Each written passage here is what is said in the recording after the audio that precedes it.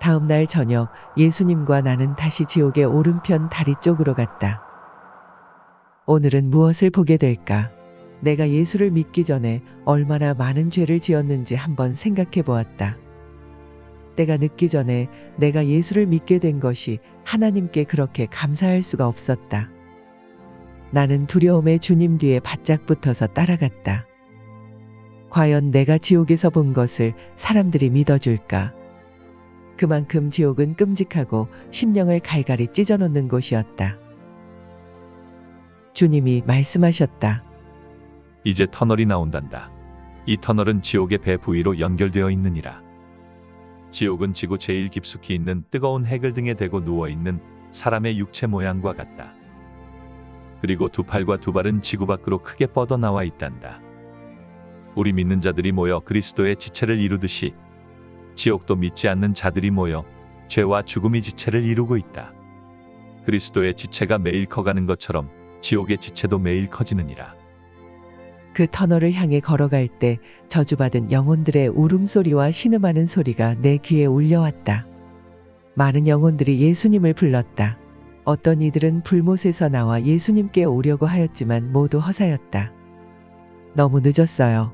하며 나는 안타깝게 속으로 외쳤다. 예수님의 얼굴에도 슬픔이 깃들었다. 나는 지옥의 불을 쳐다보며 대장간에서 타오르는 시뻘건 숯불을 떠올렸다. 지옥의 불은 마치 이와 같았다. 터널을 들어가면서 나는 속으로 감사했다. 어둡긴 해도 터널 안이 밖의 불못들보다 훨씬 낫다고 여겼기 때문이다. 그러나 내 생각이 틀렸다는 것을 깨닫기까지 그리 오래 걸리지 않았다.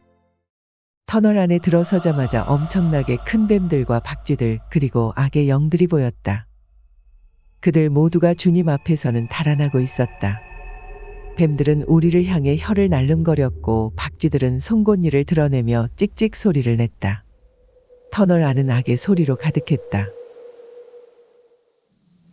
이 터널에도 지옥 사자들이 우글거렸다. 그들은 바삐 터널을 오르락내리락 통과하며 지구와 지옥을 오가고 있었다. 예수님께서 무서워하는 나를 바라보시며 말씀하셨다. 두려워 말아라. 곧 터널 끝이 나온단다. 이 터널은 꼭 통과해야 하는 과정이란다. 자나를 따라오렴. 그때 거대한 뱀이 우리 앞을 미끄러져 지나갔다. 뱀들 중에 어떤 것은 몸통이 1.2m에 길이가 7.6m에 달하는 것도 있었다. 우리는 곧 지옥의 배 부위에 도착할 것이다. 이 장소는 긴 튜브를 세워둔 모양인데 둘레가 5,000m이며 높이가 27,000m란다. 예수님이 내게 정확한 수치를 말해주셨다. 예수님과 나는 공포의 터널을 지나 어느덧 지옥의 배 부위를 한눈에 볼 수 있는 난간에 도착했다. 끝이 안 보일 정도로 높게 솟아있는 지옥의 배 부위가 눈앞에 펼쳐졌고 그곳에서 수많은 움직임이 감지됐다. 예수님이 말씀하셨다. 이제 나와 함께 지옥의 배 부위를 지나게 될 것이다. 여기에서 너에게 많은 것을 보여주겠다. 나를 따라오렴. 우리는 앞을 향해 걸어나갔다. 너의 앞에 많은 무서움이 도사리고 있을 것이다. 이것은 상상 속에 일어나는 일이 아니라 실제란다. 사탄은 실존하며 어둠의 권능도 실제로 존재한다. 그러나 그들 때문에 겁을 먹거나 좌절할 필요는 없다는 것도 알려야 한다. 하나님은 당신이 지옥에 대해 알기를 원하십니다. 그리고 당신을 구원하시기를 원하십니다. 구원의 길은 오직 어린 양의 생명책에 이름이 기록된 자만 가능할 것입니다. 당신의 이름이 생명책에 기록되어 있는지 스스로 돌아보시기를 바랍니다. 우리는 지옥의 배 부위에서의 첫 활동에 들어갔다.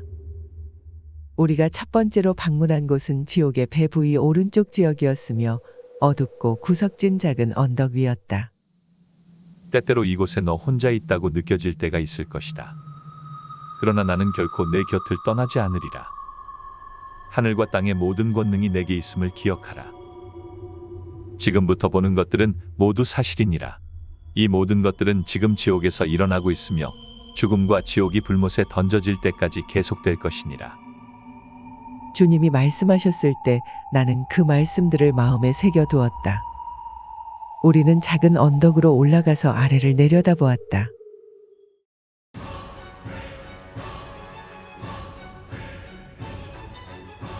검은 땅 위에 나무 상자 하나가 있었고 그 주위를 검은 옷차림을 한 형체들이 때를 지어 빙빙 돌고 있었다. 상자 안에서 한 번도 들어본 적이 없는 울부짖는 소리가 들려왔다.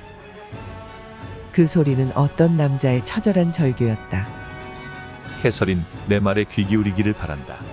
지금 내가 듣고 보는 것들은 모두 사실이란다. 특히 복음을 전파하는 사역자들은 명심해야 하느니라. 전도자들이여, 설교자들이여, 나의 말을 가르치는 교사들이여, 주 예수 그리스도의 복음 사역에 참여하고 있는 모든 자들이여, 깨어 있으라. 만약 죄를 범하였거든 회개해야 하느니라. 그렇지 않으면 모두 멸망할 것이니라. 상자는 시체를 담는 관이었고 주변을 돌고 있는 자들은 지옥 사자들이었다.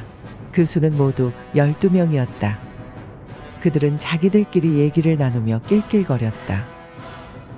그들은 끝이 뾰족한 창을 관 속으로 뚫린 작은 구멍에 찔러 넣었고 그때마다 안쪽에서 처참한 비명이 터져 나왔다. 나는 공포에 젖어 몸을 떨었다. 예수님이 말씀하셨다. 여기에는 많은 영혼이 갖가지 모양으로 고통을 당하고 있단다. 한때 복음을 증거하다가 타락했거나 하나님의 부르심에 불순종한 자들은 더 큰 심판을 받고 있느니라. 사내의 울부짖는 소리가 얼마나 처절했던지 내 가슴이 찢어지는 듯하였다. 이젠 틀렸어, 이젠 끝났어 하며 절망의 목소리가 관 속에서 흘러나왔다. 그것은 끝없이 이어지는 후회와 한탄의 소리였다. 주님, 너무 끔찍합니다. 더 가까이 가서 살펴보자꾸나. 지옥 사자들은 우리를 못 보는 것 같았다. 주님이 먼저 걸어가시더니 관 속을 들여다보셨다. 나도 주님을 따라 안을 들여다보았다. 더러운 회색 안개가 관 안에 꽉 차 있었다. 거기에는 한 남자의 영혼이 들어 있었다. 우리가 지켜보는 중에도 지옥 사자들은 날카로운 창으로 관 속의 남자를 사정없이 찔러댔다. 이 남자가 고통당하는 장면을 나는 기억 속에서 지울 수가 없다. 나는 예수님께 울면서 애원하였다. 주님, 그를 나가게 할 수 없을까요? 제발 그를 내보내주세요. 그 영혼이 고통당하는 모습을 차마 눈뜨고 볼 수 없었다. 나는 예수님의 손을 끌면서 이 남자가 관에서 나올 수 있도록 사정했다. 해설인, 잠잠하고 평안할지니라.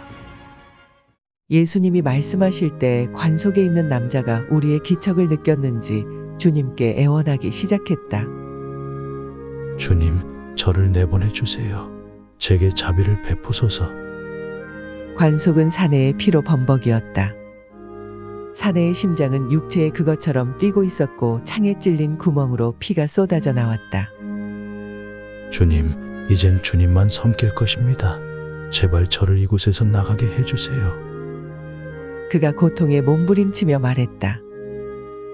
그의 고통은 낮이나 밤이나 쉬지 않고 계속되느니라.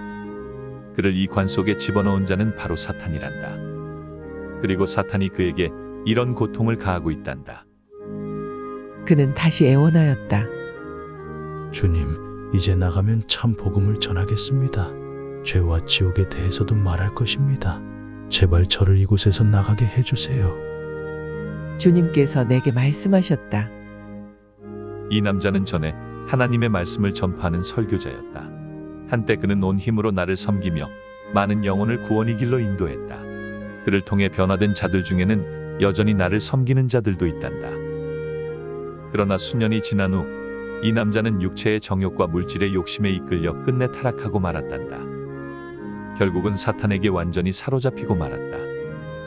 그는 큰 교회를 담임하였고 비싼 차에 많은 사례를 교회에서 받았단다. 그러면서도 그는 교회 헌금을 도둑질하기 시작했다. 거짓을 가르쳤고 설교할 때도 반만 진실이었고 반은 거짓말이었다. 그는 내가 끼어들 틈을 주지 않았다.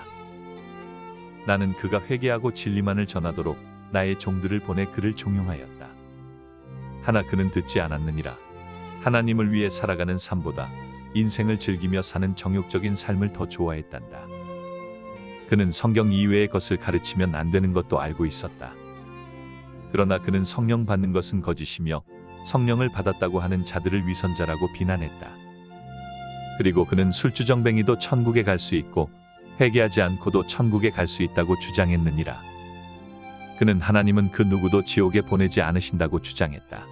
왜냐하면 하나님은 너무나 좋으신 분이시기에 그런 일은 하지 않으신다고 했다. 그는 많은 믿는 자들을 주님의 은혜에서 멀어지게 했다.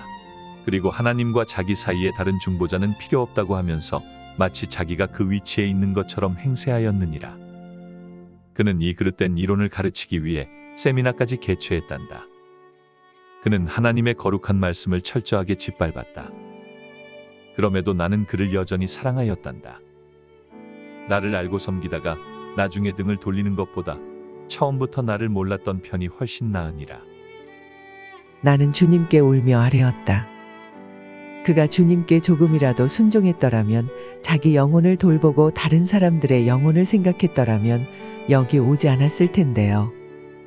그는 내 말에 귀 기울이지 않았단다. 심지어 그를 불렀을 때도 못 들은 척하였느니라. 그는 세상 낙을 너무 좋아했단다. 나는 그가 회개하고 나에게 돌아오도록 부르고 또 불렀다. 그러나 그는 끝내 돌아오지 아니하였느니라. 어느 날 그는 누군가에게 살해되었고 즉각 이 지옥에 오게 되었다. 지옥에 도착하자 사탄은 기다렸다는 듯이 그가 과거의 복음을 증거하고 천국으로 영혼들을 인도했다는 이유로 학대를 가했다. 지금 보고 있는 이 고통이 바로 그것이니라. 지옥 사자들은 계속해서 관 주위를 돌며 사내를 고문했다. 예수님은 관 속에 있는 남자를 불쌍히 내려다보시며 말씀하셨다. 잃어버린 많은 영혼의 피값이 이 남자의 손에 다 있느니라. 그들 중 다수는 지옥에서 같이 고통을 당하고 있단다. 우리는 슬픈 마음으로 계속 앞을 향해 걸어갔다. 우리가 자리를 뜨려고 할 때 다른 그룹의 지옥 사자들이 올라왔다. 그들은 키가 91cm 정도 되었으며 모두 검은 도포에 갓을 쓰고 있었다. 그들은 관 속에 있는 남자를 쉬지 않고 고문하기 위해 교대하는 중이었다. 때론 자존심 때문에 우리의 실수를 인정하지 않고 회개하지 않는 경우를 봅니다. 죄책감을 피하려고 우리가 한 일이 옳은 일이었다고 합리화하기도 합니다. 그렇게 생각하는 영혼들이여 지옥은 실존합니다. 제발 자존심을 내려놓고 겸손히 생각하십시오. 예수님은 나에게 지구만한 시계를 보여주셨다. 이 시계는 지구 어디서나 볼 수 있었다. 시계가 돌아가는 소리가 들려왔다.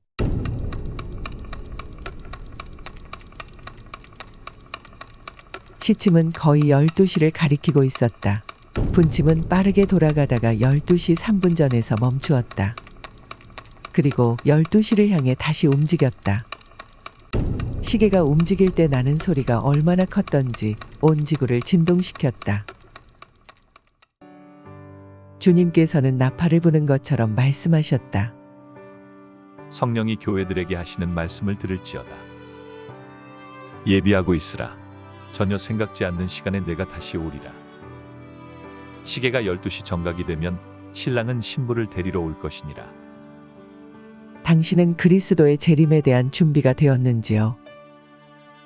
오 주님, 오늘은 안 됩니다. 라고 외치는 부류가 되길 원하십니까? 아니면 지금 예수님을 영접하고 구원을 받겠습니까? 입 밖으로 예수님을 시인하고 구주로 영접한다면 주님께서는 당신의 모든 죄악을 십자가 보혈로 씻겨주실 것입니다. 회개하십시오. 너무 늦기 전에 당신의 가족과 사랑하는 자들이 그리스도께 나오도록 기도하십시오. 예수님의 말씀에 귀 기울여 보세요. 나는 너희를 악에서 구원할 것이니라. 너의 행하는 모든 길을 지켜주리라. 너를 구원하고 너의 사랑하는 자들을 구원할 것이니라. 오늘 나를 부르라. 그리하면 살리라.